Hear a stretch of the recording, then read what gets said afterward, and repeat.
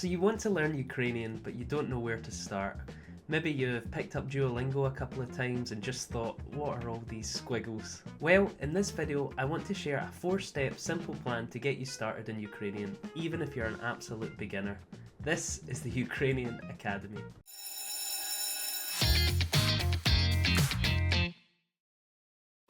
Всім привіт, мене звати Nicholas, and I've been learning Ukrainian for about 2 years now. You might have seen me in some of Diana's other videos. Well, I say I've been learning for 2 years, but really most of that time wasn't very effective. I spent a lot of that time jumping between different methods and not really engaging with the language. It was only about a year ago when things started to really click for me the first time and I started to find my own learning rhythm and pace.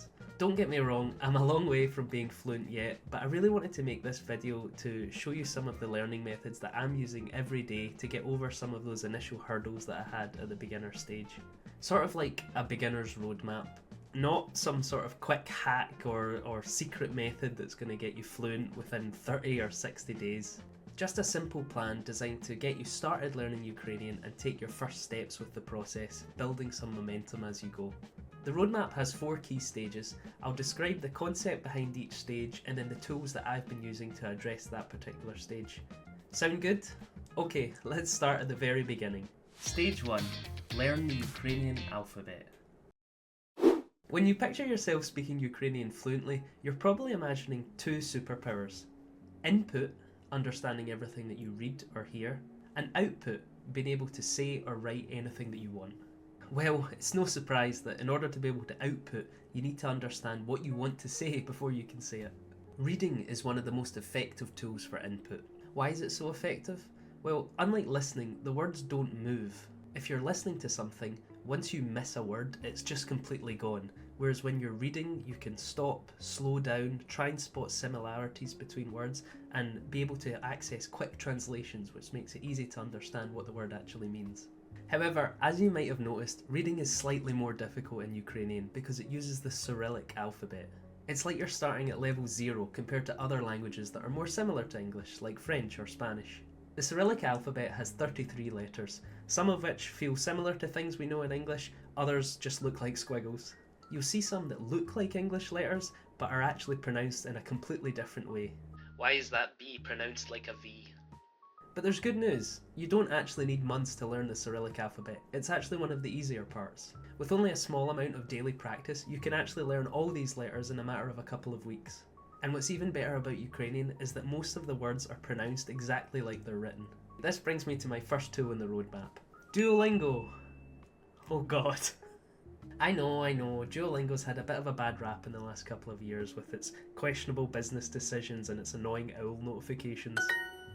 But it's the most popular language learning app for a reason. It's structured, it's gamified, and it gives you a clear end to this step of the process. It works by introducing a few letters at a time, showing you how they sound and drilling them through typing exercises and matching games. It also even shows you simple words so that you can see how they sound in context. Attaching a short Duolingo exercise to something that you already do every day can be a really amazing step to get you started in the language. I recommend that you stick with this stage for at least a couple of weeks. After that, you can actually quit Duolingo altogether if you want, because you'll naturally practice this skill in the following stages of the roadmap. However, if you're anything like me, you've accidentally trapped yourself now with the allure of the owl streak. I'm embarrassed to say that I'm now at an over 800-day streak in Duolingo. The effect of that amount of lessons on my learning is completely negligible, but it's fun and it helps me establish that I'm committing to myself that I'm going to do it every day. So if you want to do it, go for it, but if not, it's no problem. Oh, and don't worry about the setup for each of these tools. I want to make a separate video about each of the stages in detail so you can understand really how to get it working. If I wanted to talk about everything I wanted to say at each stage, this would be a 3-hour video, so if you want to see those, make sure to subscribe and hit the bell. Now that you can read the letters, let's start filling them in with some meaning. Stage 2. Build vocabulary with flashcards. If you've started researching how to learn a language, you might have heard some stat like the 1,000 most common words cover about 80% of the spoken conversation. Well, there's a bit more nuance to this, and context and grammar do matter, but the gist of it is actually correct. A core amount of words do pop up again and again in every conversation, TV show or book. Being able to recognise these words quickly makes Ukrainian feel much less like random noise and more like something that you can actually decode and understand. Think of words like the Lego blocks of language learning. The more words you know, the bigger and better structures that you can build. Now, learning all the words in a language is impossible, and learning all the words that you'll actually need is a multi-year process. But if you start learning the most frequent 100 or 1,000 words, you'll really start to understand beginner materials, and this will give you a great kickstart into your learning. The tool that I recommend for this is called Anki. If you haven't heard of it, Anki is a spaced repetition flashcard system. Just like how you might make flashcards on paper, Anki allowed you to put questions on one side of the card and the answers on the other. However, it has a secret weapon. Because it's digital, depending on whether you get an answer right or wrong, Anki changes when it shows you the next card. That way, for cards that you're getting right over and over, it stops showing you them so soon, and the cards that you're struggling with, it shows you them more often. This makes the process tailored to you and makes it much more efficient when you're learning words. And the best part about Anki is it's so versatile. You can make your own cards, you could use pre-made cards, or you can even change the types of cards that you're seeing to help you with what you're struggling with at a certain point. That's actually the reason why I'm recommending Anki at this stage, because once you build the habit of using Anki, you can start to use it in the future for more advanced learning concepts. So to get started with this step, simply click the link in the description for our free 100 word starter deck. The deck is super easy to download, and it contains the Ukrainian word on the front and the translation on the back. It has pictures on the front to really help you cement your memory, and it also has native audio recorded by Diana so you can get used to how the words actually sound.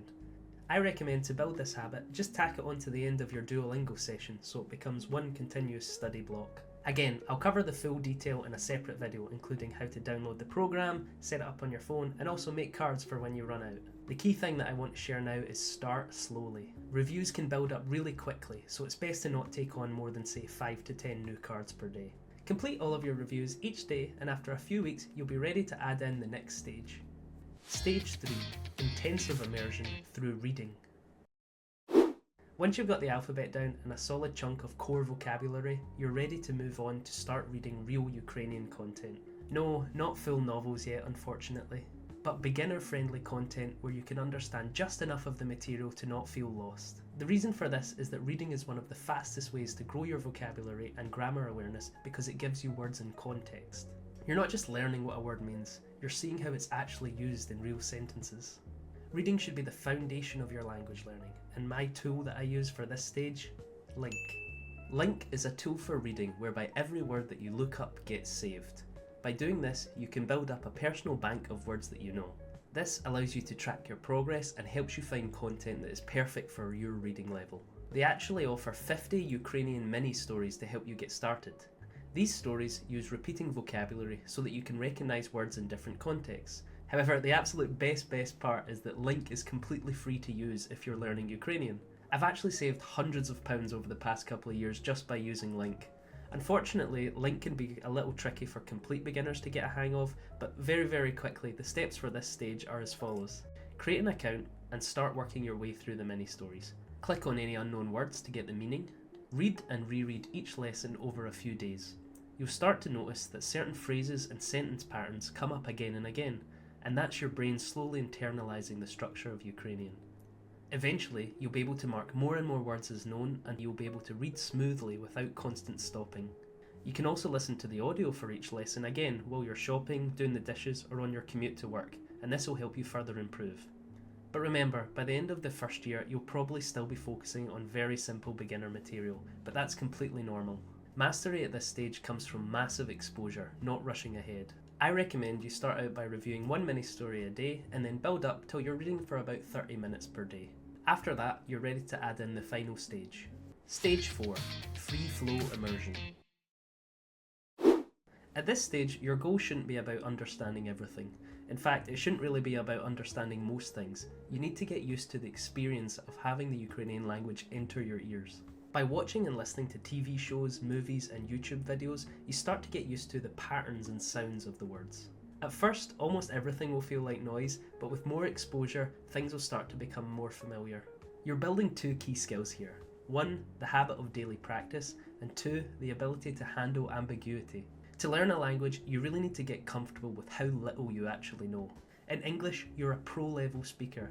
You understand everything and can say whatever you want to say at any time, but that's not the case in your second language, and it's okay.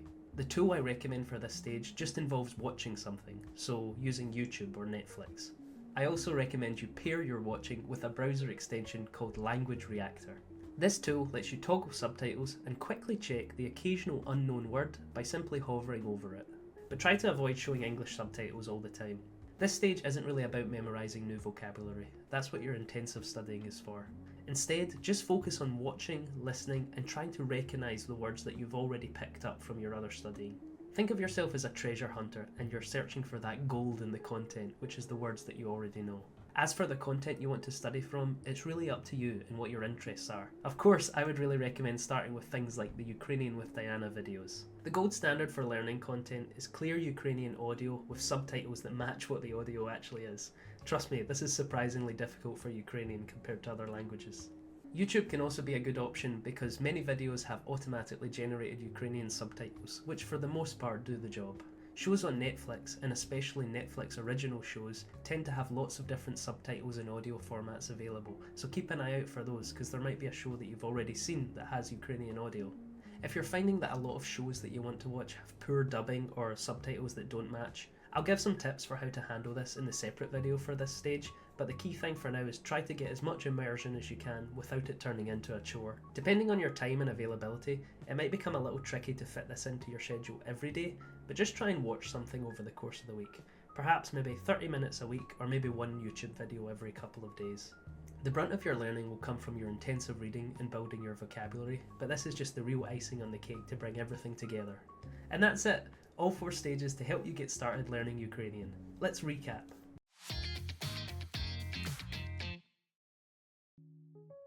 And that's it. Thank you so much for watching. If you'd like to see more content like this, please do leave a comment below, or if you have any questions, I'll do my best to answer. And if you like the content and want to support the channel, you can always check out our Buy Me a Coffee page, which is linked in the description.